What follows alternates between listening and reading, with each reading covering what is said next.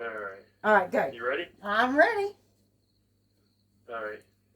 Welcome back to part 2 of Prison Talk with Jamie Meade and Emma Charleston. this episode is about the illogical and irrational thought or idea of aiding and abetting felony murder and adolescent brain development. Yeah.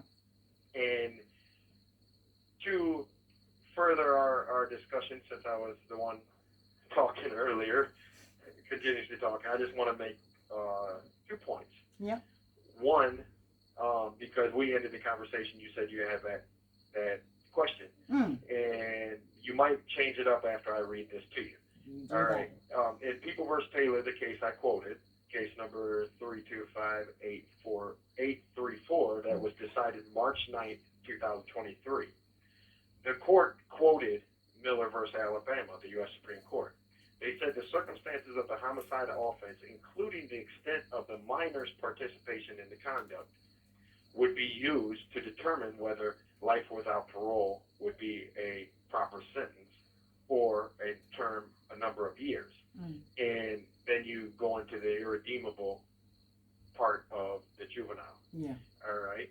And in Taylor also, and I mention that because in Michigan has one of the toughest aid and abetting statutes in the country.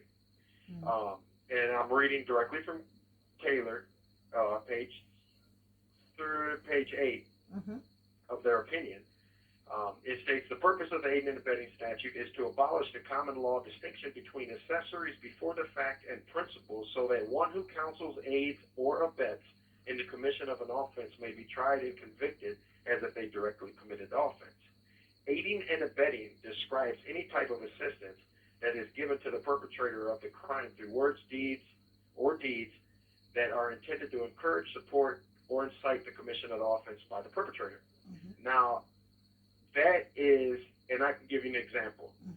If you go do a robbery and I'm driving the car, you go and do the robbery, you shoot the person inside, which was not planned. We didn't even discuss hurting anyone. You just going in the rob. And when you come out, I reach over and I unlatch the door, locking the door. I unlock it and let you in. That assistance alone is enough in the state of Michigan to convict me of aiding and abetting felony murder. Okay. Just unlocking the door to let you in to drive away. Which is ridiculous, now, I think, but anyway. Now, that is where the Court of Appeals in Taylor distinguishes. So now they've created a separate standard for anyone 18 and under for aiding and abetting.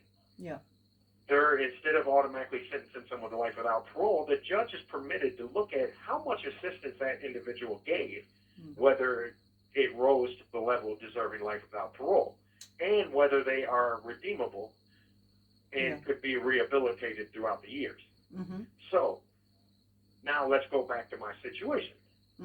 My situation, aider and abetter, no weapon. I was not the principal perpetrator. And I was 19 years old, 4 months and 25 days past my birthday of turning 19. My co-defendant, who perpetrated the crime, was 18 years old. So they're allowed to look at his culpability as an 18-year-old, but and how much, he committed the crime. And determine that he wouldn't get life without parole if he wasn't already sentenced to a lesser amount of time than I was anyway, because he was found guilty of a lesser included offense. So, but they're not allowed, because of 4 months and 25 days, they're not allowed to look at my culpability of how much assistance did I give during the crime. Now, even my Judge Sharon Tevis Finch, in her letter to the parole board and governor requesting my release, stated that it is her opinion that my culpability did not rise to a level deserving life without parole. That she would have only given me the same amount of time that my co-defendant received for my participation in the crime. But since she could not do that because it's mandated by law that I get life without parole. Yeah. Now, you have to remember, this is in 1993. Yeah.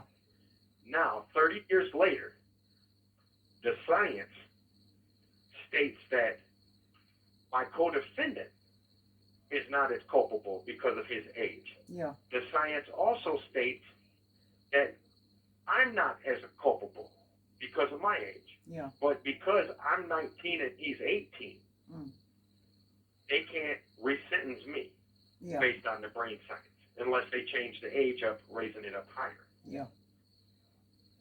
And there's only a 4 months, and for our listeners, does 4 months and 25 days make you more intelligent, more educated, more mature, less impulsive than if you were 4 months, 25 days less of age? And we know the answer to that. Yeah. Logic they're the same. There's people in the same class hanging out together as teenagers of the same, of that age group. Yeah. But I would also say this, because I have changed what I have to say to 2 points. Well, the first one still stands. People are going to say, well, it doesn't matter whether you're 18 or 19 or 17 or 21 or 26. You know not to do that. You know not to do that. So there's that argument. But then the other thing that I was thinking when you were saying that to me, you were talking about unlatching the door. What's considered aiding and abetting is a little bit ridiculous, regardless of how old the person is. I would have thought. The last thing that I wanted to me, that is ridiculous. Unlocking the door. That to me is absolutely ridiculous, no matter how old you are, whether you knew about it or not. But the other thing I wanted to say was there is no difference between 4 months and 25 days. But then you get to the point, if they've accepted the 18 and the science is now, what's it said now, it's gone up to 20, then it's not really a matter of the science, is it? It's more of a matter of what is the general public or general consensus is as the cutoff point of when you can be held responsible for your actions. And for a lot of people, those ages are younger than 18. Now the thing is, we have politicians in the United States, Democrats and Republicans, both are arguing that you shouldn't be allowed to purchase a gun until you're 21. Yeah. They have in Michigan, you can't even rent a car until you're 25. Really? They just recently. That's to do with insurance, isn't it? Yeah, I mean, and they're using during these arguments of making these laws. Yeah. They're using the brain science, saying that you're not responsible enough because your brain has not developed and you don't have the maturity level necessary to own a weapon. You don't have the maturity level to rent a car and keep it safe without crashing it. Yes. Because insurance companies are using brain science. Yeah. And they also just raised up the age in I think it's living in foster homes. You can live in foster homes up to age 21 now, I believe. Yeah. Because they know releasing a 19-year-old or an 18-year-old out of a foster home with nothing is very difficult for them. Yeah. And they're recognizing the brain science of all these other things. Now, one thing I want to make clear to our listeners, in the state of Michigan, felony murder, there is no, I have an affidavit from Brian stating that I did not know the shooting was going to occur. We never discussed the shooting. There was no planning of a shooting. And that's what makes Michigan different. Felony murder, you don't have to know a killing is coming. All you have to know is that by you doing a robbery or you doing any other crime, that you can create a high risk of death. And that's where the brain science conflicts with that mental state of mind. Yeah. A lower level, or an adolescent whose brain is not fully developed does not have the ability to look into the future as much as a grown adult does. No. So well, some grown adults don't. All right, let me go drink. Why? I got my license. I'm 16 years old, and I'm going to drink while I drive. That 16-year-old is not thinking, if I do drink, I might crash down the road. Yeah. They're not thinking that because their brain is not. They don't have the ability to do that. They know it's wrong, but you have 1 minute remaining to foresee a possible accident. Well, they don't fully grasp the